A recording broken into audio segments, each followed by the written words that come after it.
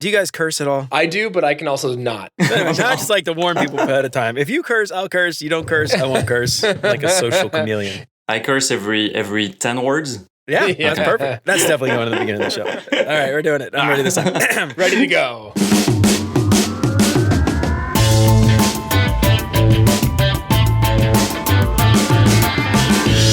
What's up, UX fam? How's your mom and them? Welcome to another episode of Beyond UX Design. I'm Jeremy. If you're new here, welcome to the show. I'm super stoked to have you. If you haven't done it already, consider liking or subscribing wherever you listen to podcasts. And if you are a regular here and you feel like you're getting something out of the show, I would really appreciate a 5-star review. Not just a little 5-star. I'm talking like a couple sentences. Apple loves that stuff. So do I. That'll help me out way more than you can imagine. I also want to give a special shout out to Chris for supporting the show every month. And to join Chris and help keep the show independent and ad-free, you can become a patron for as little as $3 a month. And if you do that, you'll get some sweet perks for your support. And of course, if you think the show is worth sharing, then for the love of God, tell somebody about the show. All right, so I've got that out of the way. I am really excited today because I have not one, but two guests on. The dynamic duo that makes up Kickass UX, Mr. Colton Schweitzer and Ludovic Delmas.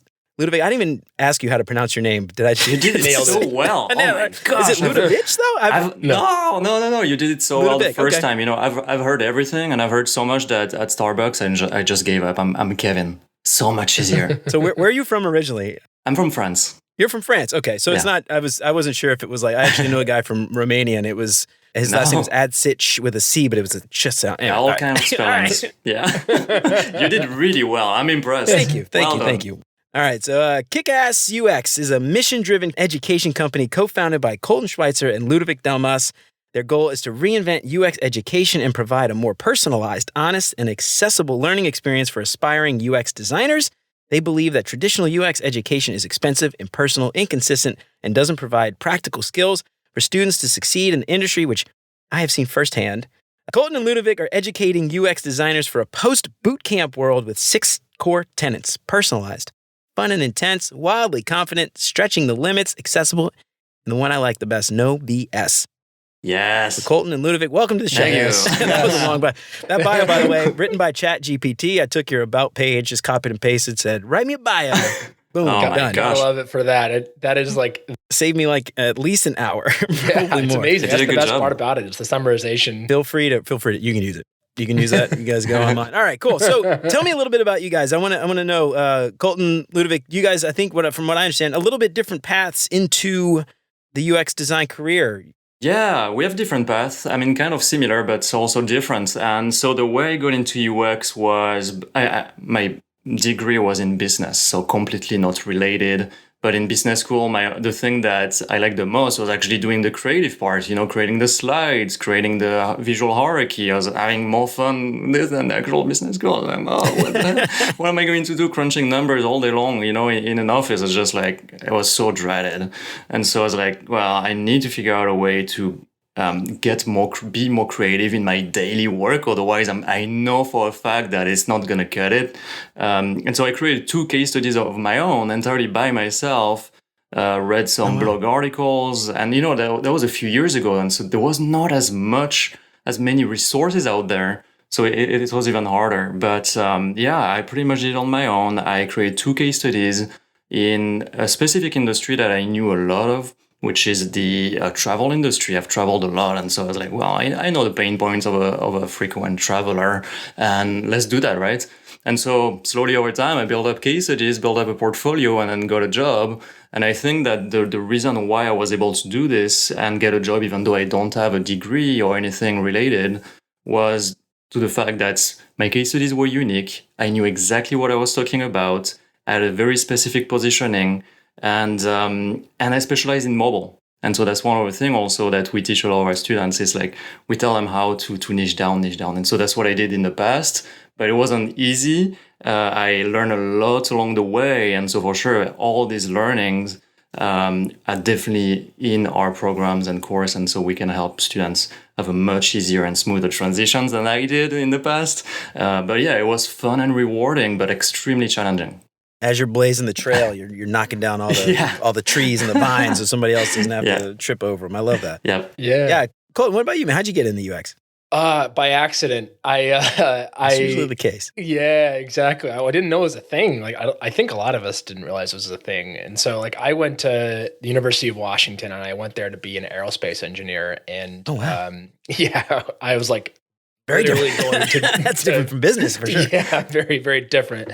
And I realized very quickly into my degree that I was going to hate my life if I spent it behind a desk crunching numbers similar to Ludovic, but very different kinds of numbers.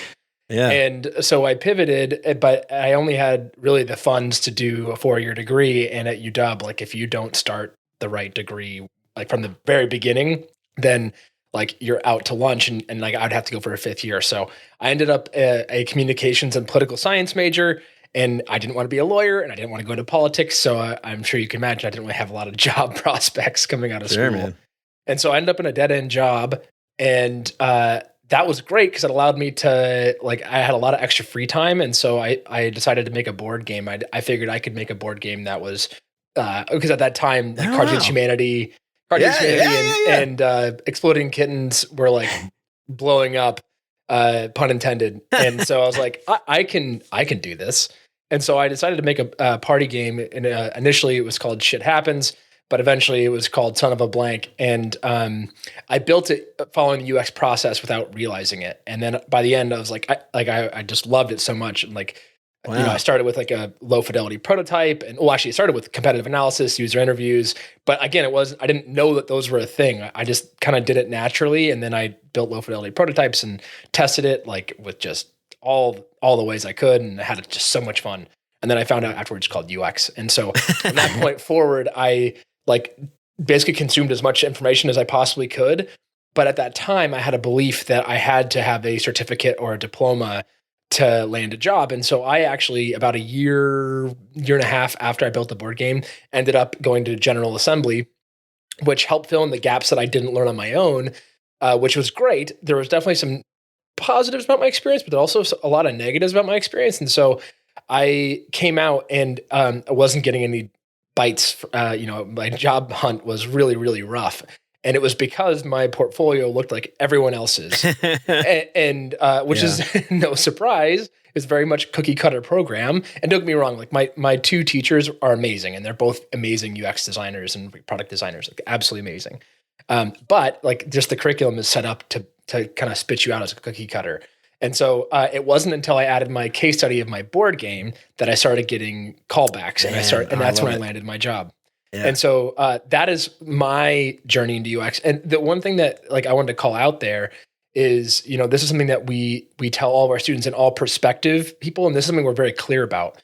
Like, and I'm sure you say very similar things, Jeremy, and that is like, you don't need a diploma. You do not need a program like ours to land a job in UX. That said, there's a reason that we exist, and it's because it shortcuts your path and provides like, basically what you need is mentorship. You need mentorship Absolutely. And a way to consistently put out like unique projects that are unique to you. And that's the reason why Ludovic and myself made it in, is because we had things that were completely unique to us. Yeah.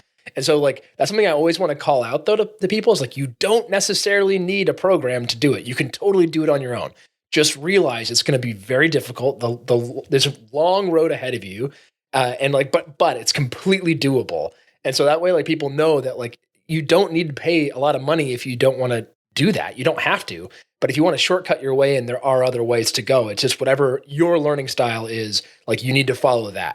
So to follow that analogy a second ago, you guys were out there trailblazing, you're chopping down all the vines. You don't have to follow that path. You could get your own machete and chop down some vines. Gosh, yeah. I've never been trailblazing before. So. That forest is dense. Yeah. That forest is really dense, I swear. And it's gotten denser and denser. Now it's denser every day. So, you know, Ludovic, you mentioned something you didn't go to school, you taught yourself. Your case study was unique because you hadn't seen all these other examples. And Colton, you went to General Assembly, and yours came out being just this cookie cutter. I'm curious. Can you compare and contrast those if you can even remember at this point? I can talk about that from his perspective, actually, because I'm curious. I'm actually really curious. Yeah, go ahead. And the reason I can is because I was on the hiring committee. That when Ludovic came into Smartsheet, I was like, well, sorry, I was on the not the panel. I wasn't like, didn't have a say in it, but I got to witness his presentation and whatnot. And so like, what was unique about his stuff was like, we saw a ton of boot camp students try and come in and land jobs at Smartsheet. We did so many, and eventually they stopped taking our company stopped taking interviews from most boot camp students unless they stood out massively. Wow, that's fascinating. And it's because that was like part of your that makes total sense. Yeah, because everyone looked the same and they couldn't explain their why, and there was just a lot of problems behind it. And it wasn't just like boot camp students. They stopped taking a lot of interviews also from university students for very similar reasons. Wow, okay, and it's interesting. And it wasn't all of them. Like again, they took interviews with people who stood out. But again, coming back to Ludovic, the reason that his stood out is because he worked on real business and user problems. Like they very much existed. And he specialized in mobile and did a great job of following UX process, but not like so rigidly that he was doing it like a checklist. He was doing what made logical sense, right? Like the way that I like to think about the UX process is either as a detective or a treasure hunter. And I think treasure hunter is more visually stimulating and exciting for me. So I like the treasure hunter part where like, imagine you have a map, right? And like all you have is the first clue, or you know where you're starting and you know you need to go this general direction. And so like you take the best step you can take, you learn what you can, and that tells you where you need to go next. And you keep following those clues until eventually you end up at the treasure, AKA build the product or service that you're working on. And so like it's a logical thing. You're using critical thinking. You're not just doing things because you think you ought to. You're doing them because they make sense to do them. And so coming back around to Ludovic, that's what he was doing. And that's what his case studies showed. But he worked on things that no one else that we had seen had done. And even though they were conceptual, and he made that very clear from the beginning, like they were different than what we would expect from juniors coming into the same spot. I appreciate that many years later. I love to hear the other side of the spectrum. I was like 20 people in the room was like, what are they thinking about this? But yeah, I think you're 100% right. And the fact that also one thing to add is oftentimes with bootcamps is group projects. And so you have, let's say, like 2 or 3 people in one group, or maybe 4, and they all work on the same thing, right? I did everything by myself. So I could back up every single design decision because I knew intimately every single part of the UX process. And so that's probably why, Colton, like when you were saying, like, it felt like I knew what I was talking about because I knew what I was talking about. I did everything by myself, right? That makes a huge difference because oftentimes you see those crazy fast programs, like 10 weeks, 12 weeks. It's like learn UX process. Yeah, sure. But you learn in a group setting and then good luck creating something that you can fully back up by yourself. You cannot say you've done everything, that you've stretched, your comfort zone, all this. No, it's just not the same, right? So that's actually a really good call out real fast. I wanted to say, Jeremy, which is, the fact that like there's a misconception about what a lot of aspiring UX designers who are coming into a program or boot camp, whatever it is, they think that they need a group experience, like working as a team. And don't get me wrong, you do, but not in the way that you think you're working with other UX designers on the same project. Most of the time, you are a solo designer doing everything. Yeah. Like, and so when you like as great as it is to get collaboration experience, it's better, in my opinion, to get collaboration experience with a product manager or a developer. Like collaborate with the people you'd actually be collaborating with in the real world. Yeah. Like it's very unlikely you'll be working with another junior designer or another designer on a project other than your manager or someone who's like looking out over your work. And so like there's this weird misconception about like, oh, I need to work in a group project when I'm hopping into a program or boot camp. And like I'd say it's the exact opposite. Like you absolutely do not want to work with anyone else on a project other than to get feedback, because otherwise you're diluting your experience. You're diluting the things that you now know and can say you can do.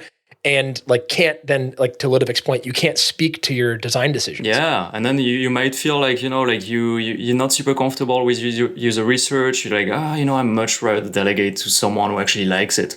And then you don't get the practice for it just because of the fact that kind of stretch your comfort zone a little bit. And you're like, can you please do it for me? And then, you just don't have that experience. And then when the time comes for the interview, it's just like, you cannot really support things and it doesn't feel like you know what you're talking about. So yeah, major point. Yeah, Colton, that's really true. My experience too, like at GE, I'm trying to think the number of people on our team, the UX team total on our space, probably like 70. No, not that many. 50, maybe 50 That's awesome. Or 40. But they all work on completely different things. So and even within there, we've got maybe, I think it's like 50. I can't remember off the top of my head. We just hired a bunch more people. But we've got 3 different groups We have like an engineering, they work on like apps for new make engines. We have a military team that works on military repair and all kinds of stuff. And then a commercial side that works on commercial engines, like Delta, KLM.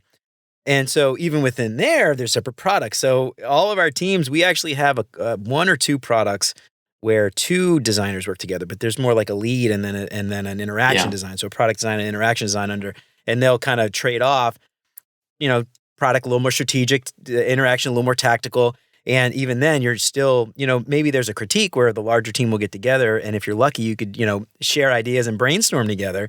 But you're right. For the most part, you tend to be working somewhat on your own. Maybe there's a dedicated researcher depending on the product and the budget. Yeah, and if you don't work on your own, I mean, like if you work with another UX designer, the conversations and the collaboration you have with them is completely different as to convincing stakeholders or making sure that you understand the tech stack, making sure that you understand the tech limitations, that you have a good idea from the PM, the scope of things. These are very, very different conversations and they're not the same as just a designer to designer collaboration. Is completely, completely different. So even the nature of the collaboration, just for that fact alone, like working on a group project with other designers, it's not going to give you nearly it's only going to give you 10%, of that collaborative aspect. Like the PM and the devs are the ones that truly, truly take that to the next level because they are the other side of the product team that you will need to work with and to collaborate with early and often. So yeah, definitely. I love that. You mentioned that. I want to talk about that in a little bit. Don't forget about that. Because I want to talk about that collaboration piece and how you guys actually teach that. Because that's a really interesting thing. I've often found that engineers are maybe the last thing that designers are thinking about in a lot of these boot camps. And just for some reference, I've been on ADP lists for over a year. I got like 100 sessions, like 3,000 minutes or something I've been doing for a long time. So I've talked with like a ton of people. And the interesting thing is I see this so often, people coming to boot camps like, I need a job, I can't get a job. And I look at their case study. And you mentioned the group thing. I look at them, it's like literally every single thing that you could possibly ever think to do on any design project ever, like absolutely every step. And I'm like, well, what did you do here? You didn't really explain. Like, well, I didn't do that. That was somebody else. I'm like, well, why is it in your case study if you didn't do it? Right. Yeah. Like, why are you talking about doing like maps or interviews or something? It's like, maybe it's important to take the output and synthesize that data into your next decision, but why would you put that? You didn't do it. It's like, well, it was the group project. That's what our people told us about. I'm like, guys, seriously, like, how do you explain this in an interview? You wonder why you can't get a job. We're in a mentor session right now and you can't even like explain it to me, and this is like the lowest stakes thing ever. So I can't tell you how many times I've talked with people who've gone through that experience and then just they're shocked, like, what? Can't get a job. So I want to talk a little bit about this. This kind of leads to the next thing I want to talk about, which is what is wrong with UX education today? Why is there so much?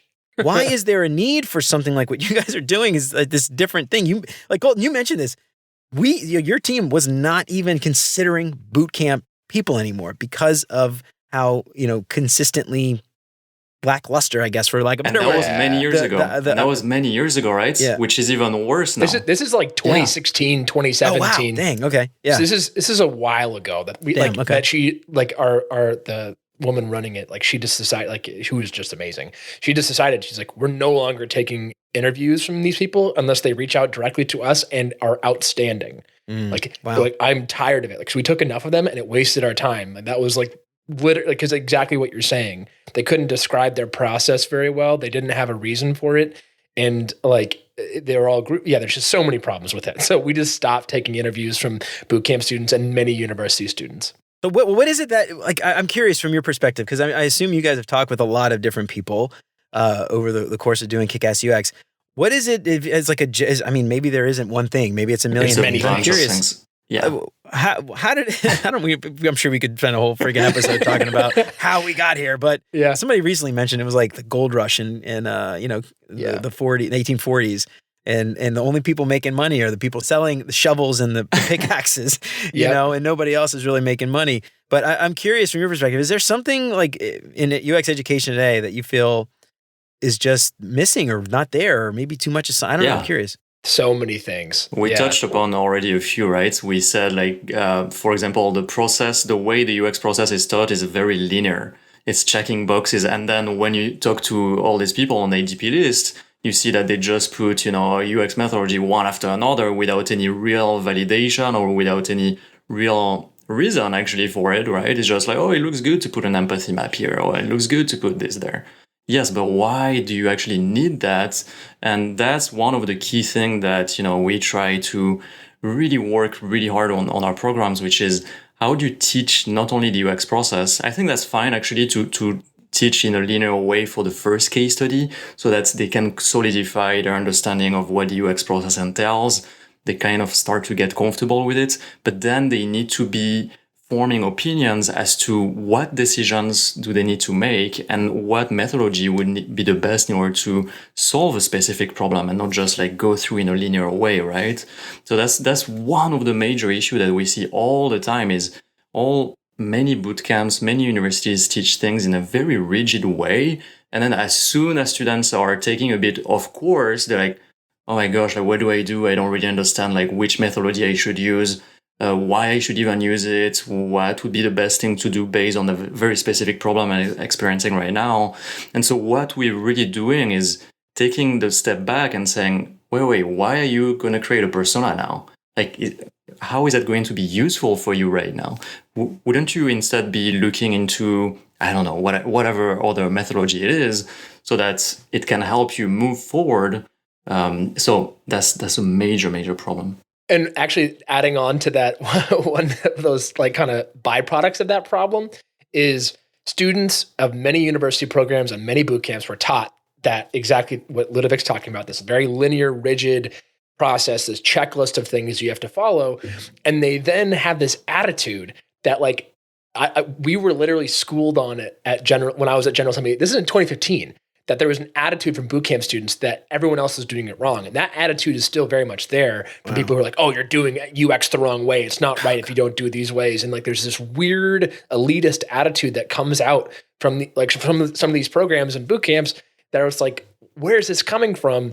Where it's like, if you're not doing all these things and you're not practicing UX, it's like, first of all, you haven't been in the industry that long. So I don't know that you can really speak to that. But it's very, very true where this like, weird belief system about UX has come from like this, like you have to do all these things to get it right. It's really weird. Yeah, and good luck telling your engineer and your product managers they're a bunch of idiots the first day. Like, what are you doing? You're like, this is not how you do UX. I just graduated boot camp. I know how to do it. Yeah, exactly. Yeah. All right, so I'm curious. So you guys, very different backgrounds. Did you guys meet at work? You were mentioning that Ludovic was interviewing, and I assume that put two and two together. So that you guys met at work. What made you guys decide ultimately, let's start our own thing? We're not seeing this, we're not seeing what we need to see. You guys, are you doing Kickass full time? Yeah, we are. Awesome, so basically how it went down was, kind of coming back around to my path into UX. Like I got in and I landed my job finally in 2015. And was doing UX work before then to, get my experience up and like was building websites in 2011, 2012. And so I'd like been very much around the space, but it was just not the full knowledge until around mid 2014-ish. And so anyway, like after finally landing a job in 2015 and then like quickly moving up and like just getting all this experience, people kept approaching me saying, hey, how'd you get into UX? How'd you get into UX? And I like it was all on LinkedIn or in general, like, I'd have people at our company reach out and just want to learn more about, how I became a UX designer. And so I saw that there was a problem. And people then I'd get plenty of messages from people who were bootcamp grads asking how I got a job. Like I'm doing this, I can't get it. Yeah, what the hell am I doing wrong? Yeah, basically that. And just all these people reaching out to me. And I was like, okay, there's clearly a problem. And so like I knew my experience based on like the fact that I wasn't landing a job afterwards because I was using all the stuff from the boot camp, and then adding my board game, I started getting callbacks. And so I knew about that, and I was like, okay, I can put together a course. And this is like, I was starting to think about this in like 2017-ish. And then like 2018 rolls around, and I'm like, I'm definitely going to do this.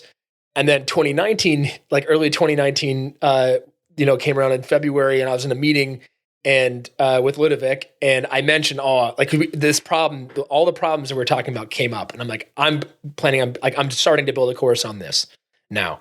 And Ludovic's like, oh, I've been thinking about that. And I was You like, just said it out loud. You're like, if I say it out loud, it'll happen. Yeah, committed. You're committed. yeah. And then Ludovic's like, oh, I wanted to do the same thing, and we're like, we should talk. And then like that's basically like the moment when Kickass UX was born, was basically in a meeting where we both realized we wanted to do the same thing. In one sentence. Yeah. And the cool thing is that, you know, Colton on his end, like the thing is that he knew the experience of going to General Assembly, going to a boot camp.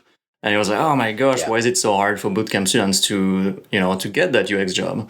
And then on my end, it was different. I wanted actually to create a course, and I actually started, and I gave up because on my own, I was like, oh, this is way too much work. I'll never be able to finish all that stuff. But on my end, the reason why I wanted to start a course, and I actually started to create a curriculum and everything on my own before we actually ever even talked with Colton, was the fact that, wow, it was really challenging to do it by myself, like extremely challenging. How can I make it easier for people? How can I make it faster? All these things, right? And so like both of our strengths just came together and just like create this perfect combination of experiences that then enable us to create something that is very unique and that kind of counters all the cons that you typically see in a boot camp or in a program. Yeah.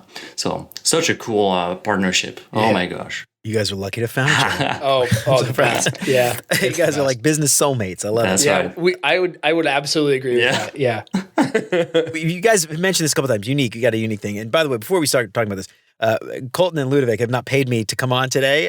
This is not this is not a paid sponsored thing. I really love the approach. And like I said, I've been on ADP list for a long time. I've had a lot of sessions with people that I just feel like, I'm like, you guys are just not going to make it in this industry today. You haven't learned the right stuff. And when I see the stuff you guys post about, and I see some of the stuff on your website and other things that you guys have done, I'm like, I think you guys are getting it. So this is right. I want to have you on the show. This is not meant to be an infomercial for anybody listening out there, by the way. No, definitely. But I want to know, you guys have mentioned it a couple times, unique. You're unique. You have a different one. Tell me about your what is it that makes you guys unique and how you approach UX education versus, a boot camp? Yeah. So first of all, there are a few things that are very unique to Kickass UX. We work only with creatives only. So that could be graphic designers, visual designers, people who have some sort of sense of visual balance, hierarchy, contrast, all these things, right, that they were taught in school. It could be in different ways, right? It's not like the typical graphic designer. It could be way more than that, right? Architects. But we only work with these people because they already have a sense of design already. And then we just coming here to augment it with UX and adding skill sets that are very in demand nowadays. And so that's one of the aspects. And then in the actual programs itself, I would say that, so we have an entire module on communication, because one of the things that creatives dread is they oftentimes, tasked to create something, to create a deliverable, and then they really dread the fact that they have to show it and get stakeholders' opinions that are very subjective. And oftentimes that's the part they hate the most, because they're like, what are they going to say? Are they going to love it, or are they going to absolutely hate it and tell me to redo it many, many, many times over, right? And so we knew that, and so that's one of the reasons why we have an entire module on just communicating with stakeholders. And so as we were talking about earlier, it could be, how do you communicate clearly with a dev? How do you communicate clearly with a PM? How do you gather support from your teammates? That's one of the things that most bootcamps don't even teach. And then people are just not ready to have those conversations, right? And it's insane, because it's such a crucial part of the UX process. Sure, the work itself is important, but the collaboration is just as important, actually. It's just, without it, you just cannot move forward. You cannot gain that support from your teammates. They might get defensive. I mean, there's so many things that can go wrong, right?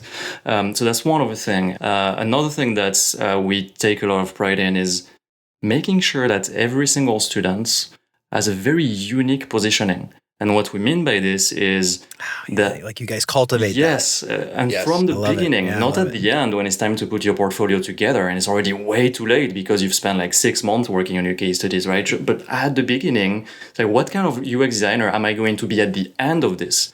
Am I going to be specializing in mobile? Am I going to be specializing in, I don't know, like in a very specific industry, a specific vertical, what are the things that will make me a very specific, unique UX designer, and that's what we do right from the start of the program. I mean, there's a lot of things like that make us unique for sure. One of the ones that I think it's sad that it makes us unique, but we so deeply focus on the why behind your decisions and your designs. And what's sad about that is that should be a standard everywhere. It's not rocket science, but for some reason people don't think. They focus on the what and the breadth of knowledge, but not the depth of knowledge. And so they don't focus on why. And so that's something that we talk about. Like, and I'm sure all of our students get just so tired of me just hammering it in basically every week, where I'm like, you really need to have a reason why behind this. Like you shouldn't be doing this just because. Now, don't get me wrong, like how it works, our main program, UX UI Expert, is 22 weeks. And so we dedicate roughly 12, 13 weeks to the first case study that they do. And that is fairly linear. So that way they can get a sense of all of the different things they might use. So like user interviews, usability testing, is that way they can get experience with that. But then we have a second case study that's 6 weeks long, and they have a break week on either side. So really 8 weeks if they want to stretch it out. And they have to choose which methods they use to actually get create a solution by the end. So that way they have to think through, and they have us, to help guide them. But at the same time, like they have to make those decisions so that they can actually end up at a solution within the time frame. And so, like, for example, this last cohort that just graduated recently, one student didn't do user interviews because it didn't make sense to do them. Instead, she waited to get user feedback until she could run some usability tests. Where others, we had a couple of students who validate at the end, yeah. Yeah, exactly. Who did do user interviews and only did like one or two usability tests because they were very confident in their designs, and it followed very, very specific design patterns that are already very much used out in the wild. And so they felt more confident in their solution that they wouldn't have to be doing as much iteration and like also to double check their work. And so the thing is, we're trying to teach that intuition, like the why reflex behind what you're doing versus like, just teaching what you're doing and that you have to do these things. And so that, again, it's kind of sad. But then the other thing that makes us unique, though, is Ludwig kind of already mentioned it, but they work on 2 projects that are completely unique to them. So they don't work on it with anyone else. They choose them, and they are specific to the industries that we're hoping that they want to join. So, for example, like kind of speaking to what Ludwig was talking about, let's say that a student's really passionate about the food industry, which we've had someone in the past. Shout out to Camille. And she was like, I want to work in the food industry, food tech in particular. And so she only worked on projects that supported that goal because that's where she wants to work. And there's this weird belief, like every time I post about this on LinkedIn, I have a bunch of like haters is too like not the right term, but they come through and they're like, no, this isn't right. And they're like, you need to be more broad. Like, if you're not broad, then you can't cast a wide enough net. And that is so wrong. Yeah. That is so wrong. When the way to think about it is like, if you have a problem, just in general, if you have a problem, you look for the most specific solution to that problem. So for example, let's say I have, plantar fasciitis. I wouldn't go look for issues with my ankle or my knee if I'm looking for something for plantar fasciitis. I'd look for issues for that or whatever, insert problem here. And the same thing goes for looking for a job. Like if someone's looking to hire someone, like let's say they're in the food industry, they're going to be far more likely to hire someone who has industry-specific knowledge related to the food industry than they would for someone who has general knowledge. Yeah, and so it makes far more sense to spend your time learning about that space and putting creating projects in that space. And so another thing that makes us unique is exactly that. They create projects that are specifically tailored to those industries. For me, for instance, like I love enterprise design. I'll never apply to a social media company ever. Like it's not anything I ever want to do. And if I did, I probably wouldn't impress them because everything is like data tables and, enterprise interfaces that look pretty awful, but they're really interesting, complex problems. Anyway, I really love that. That got me thinking about a guy that I met through ADP List. One of the really unique, and you mentioned this with your case study, your board game case study. His past life, he was a career shifter. His past life was as a cake a baker, a pastry chef, and he baked cakes and he couldn't get a job. Same thing. And then he and I were talking and I was like, dude, baking a cake sounds a lot like a UX process. You meet with a client, you understand what they want, you design in a couple iterations, and then at the end you bake a cake and everybody's happy. You understand their budget and their constraints and their needs and blah, blah, blah, and he made a cake study and he posted on LinkedIn and like, I'm not kidding, dude, like 2-3 weeks later he had a job. Yeah. Not surprised. That makes sense to me. Yeah. And I mean, it's the same thing. Like, exactly what you're talking about, the board game. He works at Cvent now, which is like an event planning SaaS company. They help. So again, going from that industry, he was familiar with events, he was familiar with catering and all that stuff, and now he's helping to make software. And it makes perfect sense to me.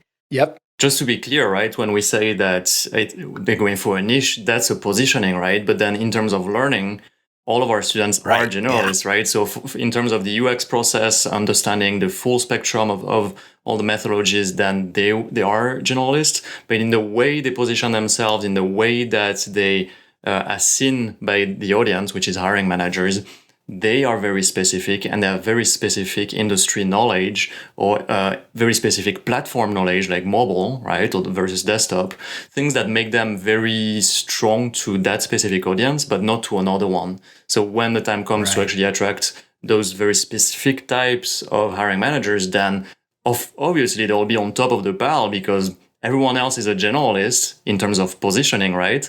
And it's like blah, it's like vanilla, right? It's like everyone else. It's like there's thousands of people that are generalists. It's like, so what? So, right. And so when you niche down in terms of positioning in how in some of the strength, then you attract the attention of hiring. And just to be 100% clear, because generalist was thrown around a lot in the last, like when we say generalist, when we're specifically you talking about generalist, we're talking about like being a UX generalist where you can do the entire process versus like someone who, like what Ludovic's talking about, positions as they can work on in any industry. Like that is what we're saying, like that. And that's why we're saying like, we don't believe in that. Like we believe that you should focus on like a specific industry or a specific thing like that you care about. And then it's a win-win because you get to work on something you actually want to work on. And then also like you're that much more in demand because you have specific skill sets. And you can multiply those. We can multiply those, which is even stronger, right? So when you think about positioning, you can say, well, I don't know what kind of industry I like, right? And in that sense, well, niche down at least in a platform, right? Like be a specialist in mobile or in desktop, right? Really know what you're talking about there. But if you multiply those, right? Like in the example I Colton gave, Camille, she's great because not only she's specializing in the food industry, but she has strong mobile knowledge. And so if she's able to attract that very specific audience that is looking for a mobile designer for the food industry, oh my gosh, yeah, obviously they're going to want to interview her, especially with the great work she's done too, right? But yeah, absolutely, they can be multiplied. And the more you multiply them, the less opportunities you have, but the stronger the few you have will be. Yeah. Yeah. And this is something, a lot of times the people that I'll get on ADP lists a lot is, help me. I'm having trouble even getting a call back. Yeah. I'm applying to hundreds of jobs. No one's calling me back. I'm never getting anything, and that's one of the things I tell them is like, find the companies you want to work for, find the industry that you're passionate about and just target those companies. Yes. And craft your resume and your portfolio to market to those companies and find out what they want. Yeah, I mean, you're 100% right, Jeremy. I'm not going to say anything against that. That's 100% true. But the sad truth about this is that most of the time it's already too late. They already spent 6, 7, 8 months building case studies that are completely decorrelated one from another. One might be in the travel industry for mobile, the other one might be for who knows what on desktop, and they don't communicate. They don't create a strong positioning. And so, yeah, absolutely, you're 100% right. And if they discover that too late, then it might mean, well, do I go back to the drawing board and create another case study to create a very specific positioning? Then most of the time it's sorry, but you have to, otherwise you will not attract anyone, Sunk right? costs. So yeah. Absolutely. Yeah. So something you guys mentioned this a little bit ago, and I want to talk about this too. It's something that makes I think you guys unique from others is this idea of collaborating with the larger team. This is something like you mentioned, I'm the UX designer. Why does nobody listen to me? Fighting about, there's a 10 pixel spacing difference on this thing, and holding up this whole like product lifecycle because you want to fix the spacing on a button or something. So how do you guys approach this collaboration across the team with engineers, stakeholders, product people, and stuff like that? How does that happen? Basically what we do is we talk about it from the beginning, and they have access to, so kind of how our program works is we have recorded all of these videos. There's like 100 plus videos, And so what'll happen is the students will watch the videos and we talk about it. And so that way, like, we don't lecture, you don't have to try and, stay super focused all at once. And so anyway, we talk about it. And so in our program, we don't have some of our students actually do end up working with real companies, and they do end up collaborating with developers and product managers and whatnot. And it's up to them to find those opportunities. And we have had people do that in the past, but we typically just talk about it. So we have a couple lessons that are dedicated to that. But one thing that we're really excited about that we can't talk about the company just yet, but as part of our next cohort, we are actually partnering up with a apprenticeship company. And so all of our students have the opportunity after going through our program to then go directly into an apprenticeship where then they get even more experience that they can then use. And so something that we're really, really excited about. And so that way they actually will have experience working and communicating with developers. But mostly, to answer your question, is things that we talk about. So it's like, we talk about the communication aspect from the very beginning. It's like, okay, the thing is communication and design is almost equally as important as your design. Like, your ability to get support and garner support for your design is what really matters. Because if you can't support your own designs, then no one else is going to follow, actually care and want it to go forward. And so, and that comes from including product managers. Well, they should be involved from the beginning, but developers from the very beginning, getting their input, making sure that it's technically feasible, having, conversations back and forth, realizing what is possible, what's not, like, and then also having the give and take conversations of like, okay, I know I can't do this thing, but like, can we do that? Like, it's about compromise. And so we have those conversations from the very beginning, and we have lessons dedicated to teaching exactly that. Like, what does collaboration actually look like, and how does that work once you actually have landed it? Yeah, and it's very strategic. For example, like, how would you ask for feedback, right? How would you receive feedback? These are things that, are kind of overlooked, but it's essential to have a healthy conversation, collaboration with your coworkers. If you don't set the right context, you could get the wrong type of feedback, and then that's gonna piss you off because you're gonna hear things that you don't want to hear. And you're like, well, I just had a meaningless meeting with all these stakeholders, and I don't know why they told me all these things, and now I have to go back on something based on a irrelevant conversation. So the only thing is like, well, you need to set the right context. You need to understand how to ask for the right type of feedback. And so there are strategies that we talk about on how to do this, so that everyone in the room understand exactly what you're looking for, and they're not sidetracked by potentially billions of things that are around the specific problem and specific thing you're trying to talk about, right? So because one of the things, like, I see this a lot with people coming out of boot camps, but even 4-year degrees or self-taught people even sometimes, because they hear this from other people. But UX, why you have to listen to me? I'm the UX person, and I know what's best for the user. And this idea. I mean, software is so hard. You can't build software without people. No way. You can't build it without other people. And if you are constantly just butting heads with them because you think you're right and they're wrong, you're never. This is what I tell people all the time. It's like, your hard skills will get you that beautiful Figma prototype. Yeah. But the soft skills are what's going to be get that design pushed to production. And that's what matters. Like, if you can't get it pushed to production, what was the point? Yeah. It's just a complete waste of time. Yeah. So, 100%. I love that you guys are teaching that. And then this is something, I think, like, the apprenticeship thing is huge because there's so much even with how you guys are doing, there's so much you still don't know until you actually get in there and start doing it. And you start working with engineers, and you can actually see how that collaboration works. I love that you guys mentioned that, like, starting early. I mean, I can't tell you how many times I've gone to an engineer and whiteboard stuff before I even get into just, what do you think of this? Like, well, you could do that, but we have this other component, or there's this backend service. It's not going to work. It's going to be blah, blah, blah, whatever it is. They're going to talk to you about the constraints, the possibilities, and they understand the context so early. Yes. And if you can give them the context, I mean, engineers are brilliant and they're creative people. They're typing in code, but they're still creative. The way they're solving problems is just creative in a different way. Yeah.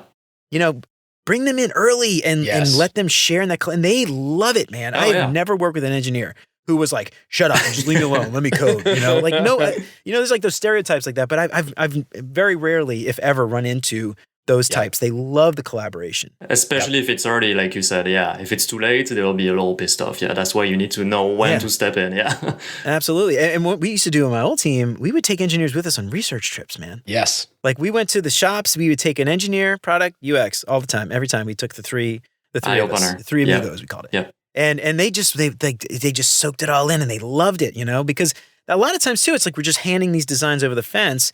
and they'll just go and design. They think it's right. They're meeting their acceptance criteria, whatever language your team uses. And, they're just doing their job. They got stuff to worry about. If you get them to like want to help build better software, they want to. It's just they need to understand the same things you do. Yep. So like including that, I just feel like that's so. I love that you guys are doing that, but that apprenticeship thing, I mean, that's I can't wait to see that. I'm we're super excited about that. But kind of coming back around to 2 points you just talked about. So for one, so when I first started at Smartsheet, like UX wasn't fully accepted and like embraced there. And so like our boss, Kit Unger, who is now the SVP of design at Mural, who is just absolutely the best person. Oh my gosh. Mural, the like whiteboarding app? Yeah, exactly. Oh, wow. Cool. Oh, yeah. Awesome. So she really evangelized UX, and one of the things that really helped her with that is like anytime that you do like user interviews or usability testing or any of us, we would do our best to invite engineers and anyone else who wanted to show up, and they would be in another room, and then we'd have the interview or whatever, because a lot of those were in person at that time. And then the other thing that she would do is anytime they would do a contextual inquiry where they go on site, they would bring engineers along like you're talking about. And every single time you could see this massive shift in the way that engineers approached design and like how much they cared about like getting it right so that the customer could have something that they actually could use and appreciate. So that was one thing I wanted to call out that I think is just, it's amazing when you actually start to see engineers get involved.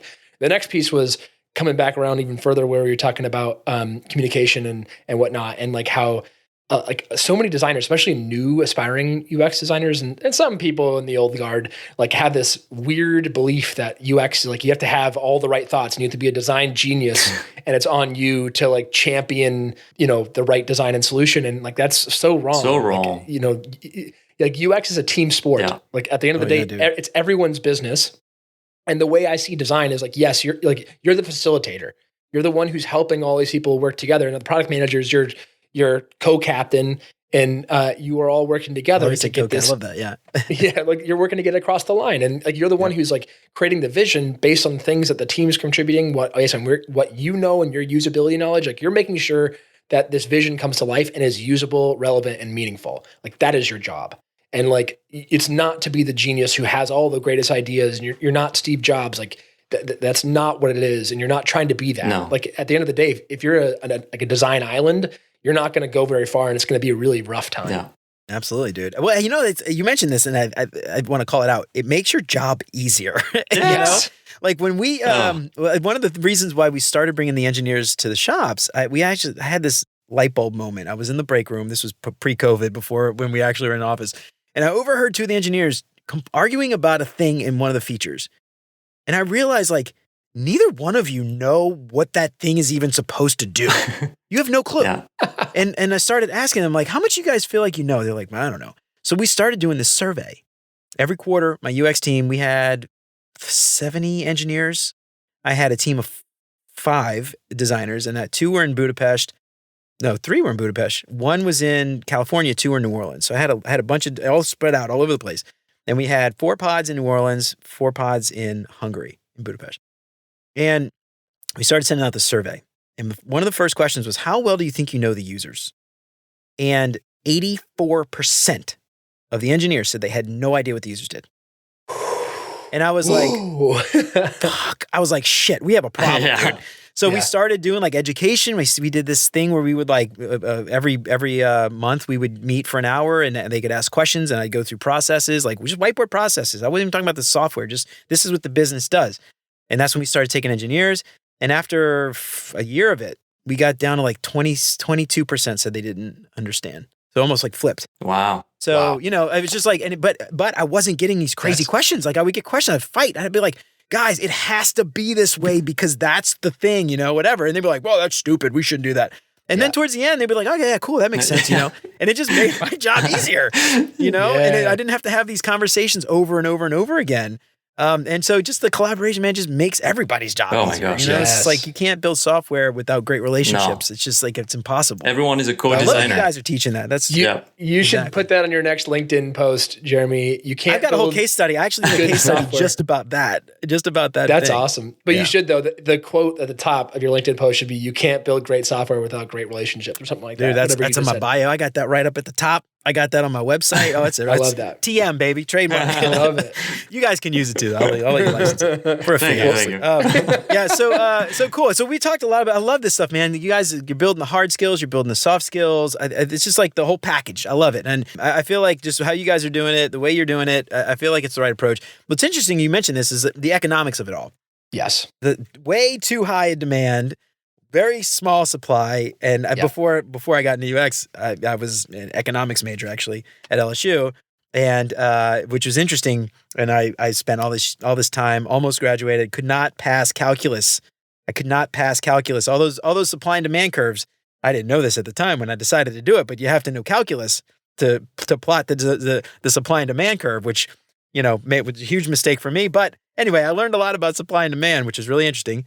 And I just see this right now, like the supply and demand curve is just not at equilibrium right now. And you've got way too much demand, very small supply. But and the interesting thing about this, if humans are as rational as the economists say they are, eventually you're going to get people just dropping out. They're going to be like, you know what, I'm going to go do something else. I'm not into this. So like you said, the people who want to do it, the people who care, the people who are passionate about it, if they stick around, it's only a matter of time. It might take a little while. I have no idea how long. But eventually, it's going to get back to equilibrium, I think. Yes. Might not be the fat $250K tech salaries that you're making out in, the Bay Area, but it's probably going to be decent, hopefully. Exactly. And at the end of the day, like the people who start now are going to be the ones who have the knowledge and skill set ready to go when those jobs are there. Because again, right now, the biggest problem that all of our students are facing, and no matter what way you hop into UX, you're going to be facing this problem right now. And that is like you're competing against other more senior designers who are just laid off, for one. And then there's also just like beyond the fact that ex-Google, ex-Facebook, this, ex that. Yeah, right. Yeah. And then all the other people who are trying to get into UX as well. And so like the thing about that is like, again, people who start now would be the ones who are ready. And we are wildly confident in all of our students because we know that their work stands above like almost, I can't think of another boot camp or university program where their work does not like exceed what we've seen come out of those programs by a good margin, especially with the way they can talk about it. So like it is only a matter of time, especially with all the extra work that those who actually want to land a job in UX have put in. It's amazing. Yeah. Absolutely and amazing. I think that's a great metric also to keep in mind, right? It's like, how confident are they, right? It's like they could, do you really actually know what you're talking about, or do you feel like semi-confident, right? And so what we're trying to do, and at the end, we see it with seriously like all of our students, is like, yes, I finally understand, especially after the second case study. The first one, they're starting to understand things, they're starting to understand all the methodologies. And the second one, it solidifies everything. Oh, wow, everything clicks, right? And so that's the thing that we're looking for as the key metric is how confident and how able are they to back up their design decisions, and how confident are they in saying why they're able to choose a decision over another. And if we're able to do that successfully, then them finding a job is just a matter of time, right? Unfortunately, like we said, like right now, timing is not going for them. That sucks. But again, it's just a matter of time until they find something, and we know for a fact that they will. As long as, if they apply the job strategies that we're talking about. And actually, earlier in this podcast, you were saying that you talked to a lot of people coming from ADP, at ADP list saying, oh, I applied to 100 jobs and I don't get anything. First of all, like that's a red flag, right? You don't want to apply to 100 jobs. So that's another thing that I wanted to touch upon, which is we give them strategies on how to not apply, actually. Getting a job is not applying to a the sneaky way. Yeah, exactly. And so that's one of the things. It's like creating those conversations with hiring managers take time to, right? So it's not like you can create a genuine conversation with someone and expect to get a job the next day. It's more like you talk to a hiring manager one day, and maybe in 3 or 4 months from now, once they have an opening that matches exactly what you are as a designer, then they will think of you, right? And that's kind of the game that we're playing, which is think in terms of quality of conversations rather than the quantity of application that you're sending that will be destroyed by, the robot on the other side. And then you just pray hoping that you might get a reply back, right? So, that's a wrong way to do it, which is applying to jobs now. So, For the networking piece, I like to use the analogy of like an avocado tree. You plant an avocado tree, it might take years. You're not going to get an avocado for a very long time. You got to Yep. water it, you got to nurture it, you know? That's And right. eventually, you get a nice sweet avocado, you make your own avocado toast. Yes. But it's going to take a while, you know? It's not Yes. something you can just plan it like, you know, in the case of the layoffs, you don't start nurturing your network the day you get laid off. I mean, it's got to be something that's in place, like a safety net. So same kind of thing. I mean, this is something I tell people a lot of like taglines today. We got stop applying, start connecting. That's what I tell people.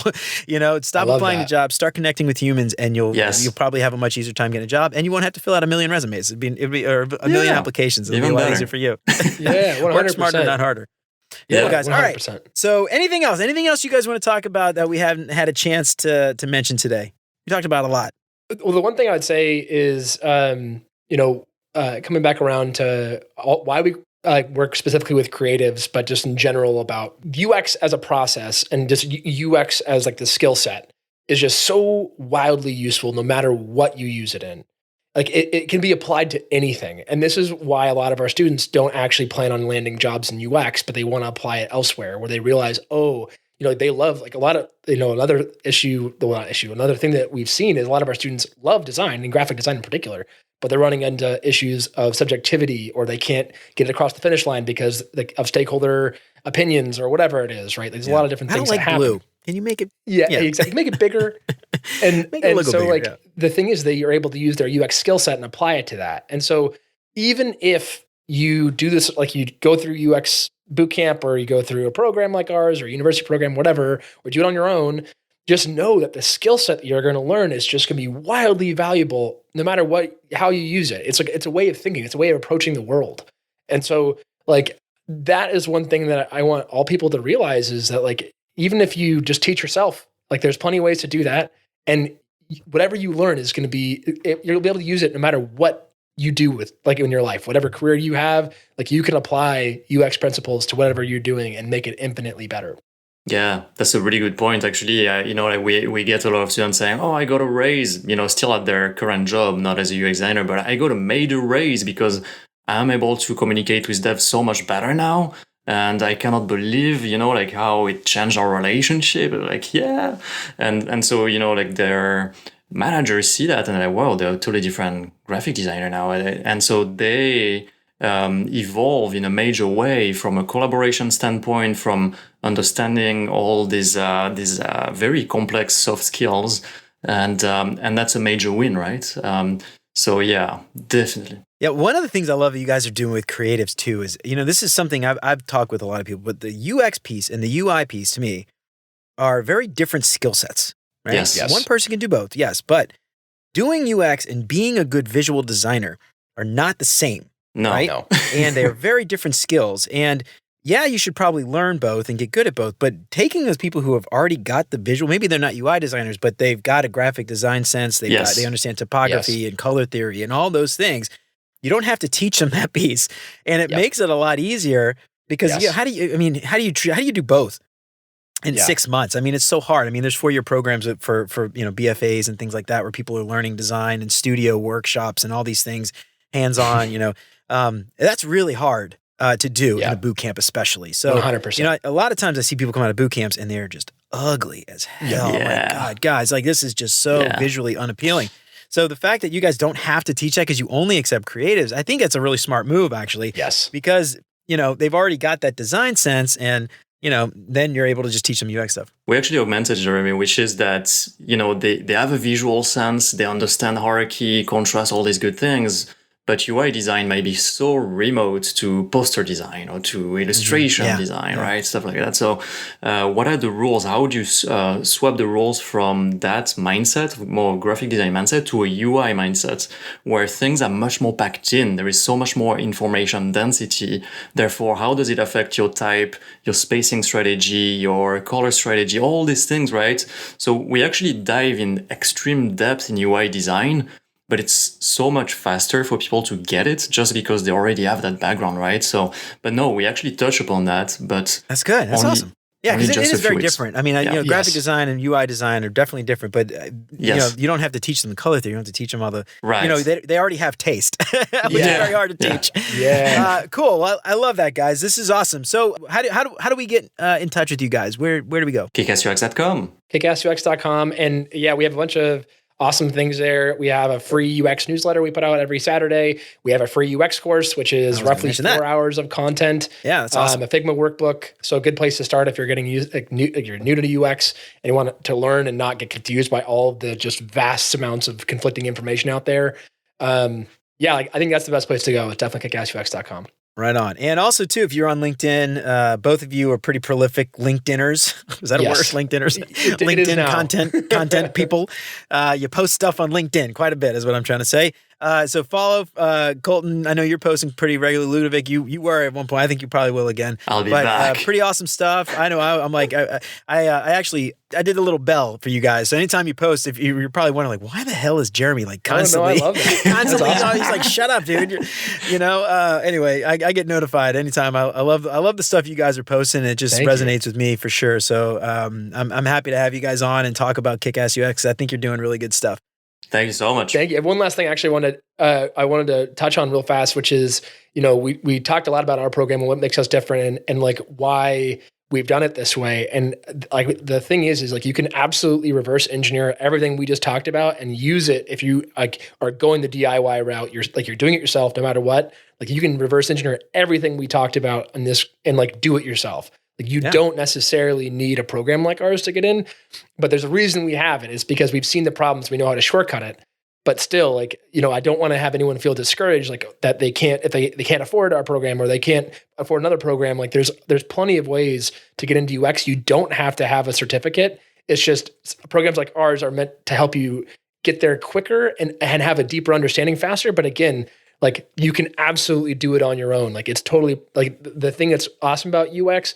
And one of the things I love about the industry is the fact that like there are very few gatekeepers. There are a few, but there are very few, and people are very accepting of new people trying to get in. And so, like, if you have that extra experience in the background of it's a creative, that's one of the reasons why we focus on them. That makes it easier to transition, but like you can do it on your own. So I have an analogy. I love analogies, by the way. So you could climb Mount Everest on your own. Yes. Or you could get a Sherpa. Yes. You guys are like the UX Sherpas. Yes. Get your that is a good way to describe cook them dinner, you pitch their tent. You could pitch your own tent, you cook your own dinner, you get your own donkey.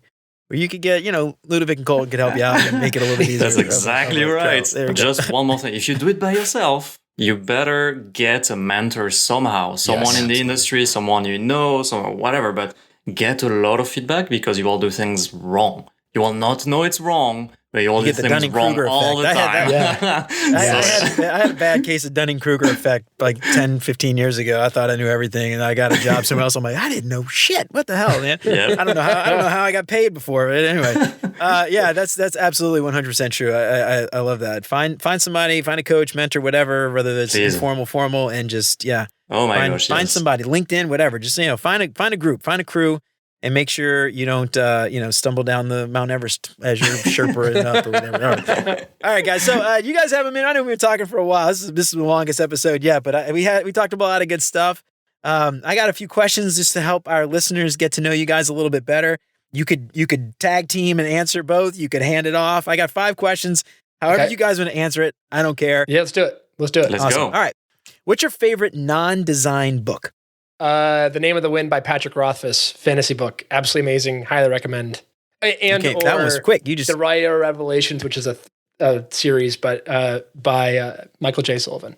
Those are both fantasy and amazing. Right on. Oh, my gosh, I guess I just read business books. I'm the same way, dude. I love. Actually, one of the best books I've read in the past was The Brand Flip by Marty Neumeyer. I just cannot believe the amount of information in there. It's just absolutely stunning. And I love his customer first approach. It's just such a great book. And actually, all his books are great. So buy all of them. Yeah, Marty Neumeyer, Yeah, he's the man. Semi-design related. Whatever. Business is whatever. I'll let it slide this time. I'll let it slide this time. All right. What's your favorite non-design podcast? It could be a business podcast. I don't know. I don't listen to a lot of podcasts. The only one that I really ever tune in on because of interesting guests is the Joe Rogan podcast. Oh, okay. Joe Rogan. That's fine. Yeah. That's the only one I ever really tune in on semi-regularly. But how about you? That's a non-design podcast.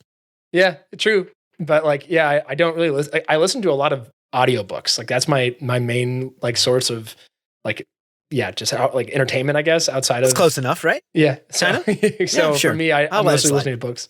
All right. I'll let that one slide for audiobooks, podcasts. Ludovic, you got to answer. You listen to podcasts? I don't have time for anything. Doesn't have I time. don't even watch TV. You know what? Like I don't do anything but work. I feel like it's just like so much work all the time. The only time I listen to podcasts is when I'm washing dishes. Like put my earbuds in, I like wash dishes. And my wife's like yelling at me. I'm like, I can't hear you. Washing dishes. Doesn't like it. Just get that goddamn thing out of here. Very similar thing for me. All right. What's your favorite meal? Hopefully you guys eat. You got time to eat. What's your favorite meal? Yes. Oh my Ludovic gosh. needs to answer this. He's the real foodie between the two of us. Now, this could be something you cook. It could be something you've eaten somewhere. Could be favorite genre. It's up to you. It's very up for interpretation. Right now, because I'm gluten-free and vegan. Gluten-free not by choice, vegan by choice. And so like there's not a lot of places that can really accommate me. And rice meals. That's basically yeah, basically. But there's like Ethiopian food has become my jam because it's like almost exclusively, like, it can be vegan, and they use typical injera is gluten free. And so there was a place in Seattle that is called Cafe Jabena, and oh my god, their food is just unbelievably good. It's so good. And so I'd say like right now, like if I had, tomorrow is my last day and I had one meal left, I would probably go there. All right, it's really, really, really good. What about you, Ludwig? And I might be a little biased there, but I love French food. It's kind of makes sense. And I would definitely go at my grandma's because whatever she cooks, I'm just like all in. She just does the best food you can think of. It's just like, oh my god, how can't beat grandma's amazing. cooking, man. Well, Jeremy, what about you? Oh, what's about me? Oh, Jesus, I can't answer that question. My favorite meal. So I think my favorite meal ever was not something I cooked, but it was Pok Pok in Portland, Oregon. Oh, yeah. Thai food. You ever been to Pok Pok? I'm like 20 minutes from there. I went there. Oh, I thought you lived in Seattle. You're in Portland. I was. Pok Pok. Dude, that was the best meal I have ever had in my entire life. Like I have dreams about that meal. We had like all kinds of stuff. It's spicy though. Oh, I love spicy. He can't do I'm from spicy. New Orleans originally, so like I just I eat spicy food like crazy. But man, they had like these chicken wings. We had like some kind of pork, something, the vinegar, like drinking vinegar, which I'd never heard of before. It was, I don't know. It was delicious. Unbelievably good. Oh my God. Nice. Fuck yeah. So, well, next time you're back in Portland, you got to let me know because I'm only like 20 minutes away across the river. We moved down in July, but there's another place you have to go to in Portland. And it used to be my favorite meal before going vegan. It's a place called Andina. It's a Peruvian restaurant. Ooh, and they like basically have taken a lot of the traditional Peruvian meals and just made them more gourmet. And it's usually in like the top 3 to 5 restaurants of Portland every year. And my favorite dish there is called the lomo saltado. And it's like a steak that's like perfect with just all these different things on it. And it's just unbelievably good. I love it. That was my favorite meal before. Yeah. So, vegan. I went to Portland 10 years ago before I had kids. So like, I'm probably never going there like anytime soon. I don't know. We'll see. But my wife and I, we took a trip to Portland and then we took the Cascades up to Seattle, dude. Nice. Oh my God. That's And we were awesome. there when it was like sunny the whole time. Oh. Summer. I don't know. We You're just lucky. magically picked a random. I had a friend who lived in Portland at the time. And it was sunny the whole time. I was like, well, let's move here, And we ended up, never doing it. It was pretty far from New Orleans. But anyway, Portland, that's my jam, dude. All right. Speaking of vacations, what's your favorite vacation spot?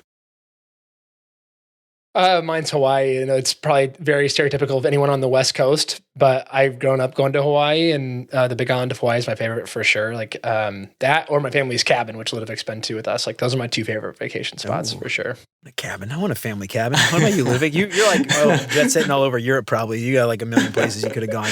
I could, I could talk about many places, but at the end of the day, like I'm not in France that much anymore, and so like going back there is just always so much fun. Seeing family, seeing friends, seeing like it's just such a different vibe. It just takes your energy down. It just like slows things down. It just the energy is way different. People are way more relaxed over there, and so it's such a good vibe every single time to be like, wow, I can't believe I left this Your place. favorite? Where are you from? What city? I'm from Béziers, which is south. It's pretty close from Spain, and so down there is super warm and sunny. Like Mediterranean side or Atlantic? Yeah, okay, yeah. Cool. Wow. Oh, Mediterranean. fancy. Yeah. So there you go. His family lives pretty close to the beach. Yeah, yes, pretty much right there. Oh man, you got your grandma's cooking. You got the beach. You got all. Man, I'm jealous. Take me with you next time you go. Can I go? What about you? My kids. What's your favorites? Man. Oh man, my favorite vacation spot. It's probably just the beach. Like a beach, any beach. I don't care. I don't care what beach.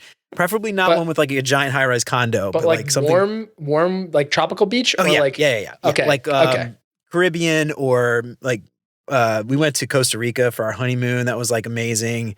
Even like Destin, Florida, somewhere in the Panhandle is fine. You know, I don't care. I'm not picky. White sand, preferably clean, clear water, preferably. But we went to northern Ohio. We just moved up to Cincinnati a couple years ago. So we've never been to the Great Lakes before. So we went to the quote unquote beach of the Great Lakes. It was like brown water and like rocks and stuff. And my kids, they had a good time, but it was not what I'm used to when I think of the beach. Not the same. All right. What's your favorite design tool that's not Figma? What? Does that exist? I don't know if you'd be able to call it a design tool. I guess you could, but Webflow. I would say, because you can use it for prototyping. You also can I would say that Webflow is one of the best ways to learn code without having to know how to code. Like you learn you learn the principles of like CSS and coding in that way. And like also you have to really understand the box model to use Webflow. And so there's like we recommend it to all of our students that at some point you use Webflow because you'll get a ton of empathy for your it's developers. Funny you mentioned that because they tout as like no code, and I did Webflow for like a friend for like a pro bono thing just to help him out, and I was like, you have to think. I mean, you might not need to know the characters, but you've got to think like a developer to build something in Webflow, unless it's not like easy. But it's not as simple as they make it sound. But that's a really good way to put it, though. You gotta think like it.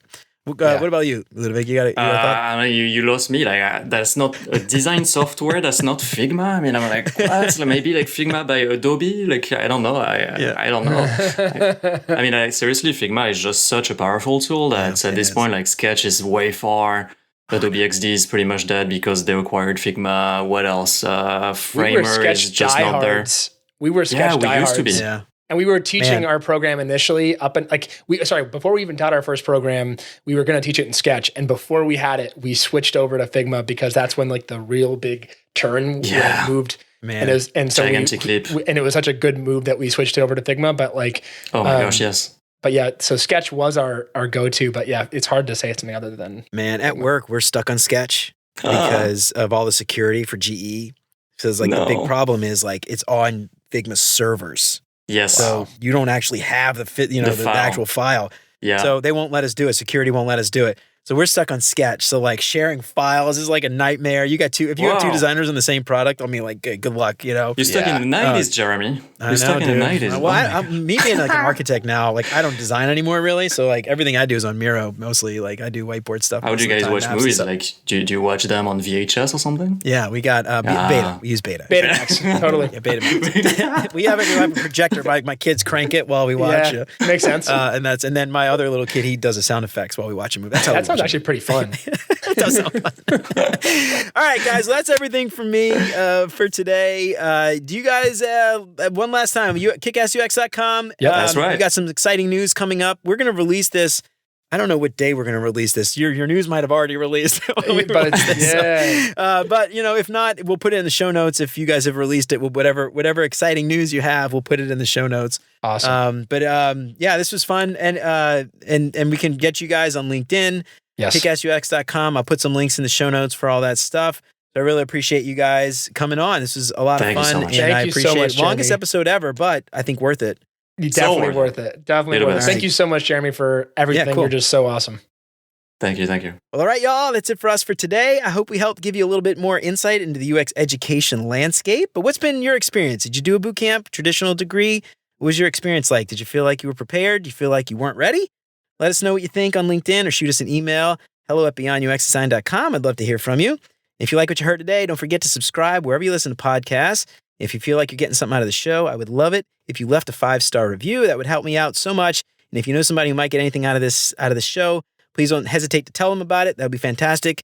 If you want to keep the show independent and ad-free, check out all our new Patreon sponsor packages at beyonduxdesign.com/support. You can join Chris and support the show for as little as $3 per month, and there are some awesome perks like that badass holographic Beyond UX Design sticker. You can get a shout out on the show every week, just like Chris.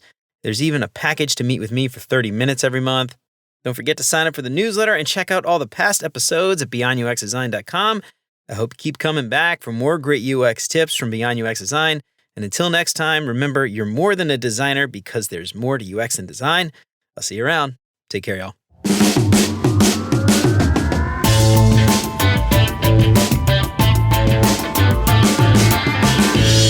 Say something funny. No pressure. That's it. Love it. I'm done. That was awesome. Well done.